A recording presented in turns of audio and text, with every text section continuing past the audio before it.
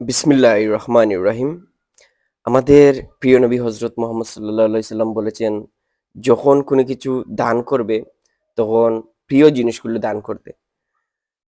দয়া করে ৫০০ জনকে পাতলা কম্বল দেওয়ার চেয়ে ১০০ জনকে গাঢ় কম্বল দিন, শীত কাবার হোক এই উদ্দেশ্যে। প্রিয় নবী হজরত মোহাম্মদ সাল্লাল্লাহু আলাইহি সাল্লাম বলেছেন, কোনো মুসলমান যদি কোনো মুসলমানকে বস্ত্রহীন অবস্থায় বস্ত্র দান করলে আল্লাহ তাআলা তাকে জান্নাতের সবুজ বর্ণের পোশাক পরাবেন। খাদ্য দান করলে তাকে জান্নাতের ফল খাওয়াবেন। পানি পান করালে এর চেয়েও উত্তম পানি পান করাবেন।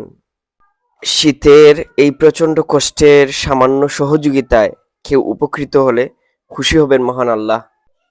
তাই গরিব, অসহায় ও দুস্থদের প্রতি ভালোবাসা প্রকাশ ও সহানুভূতিশীল হওয়া মানবিক ও নৈতিক দায়িত্ব।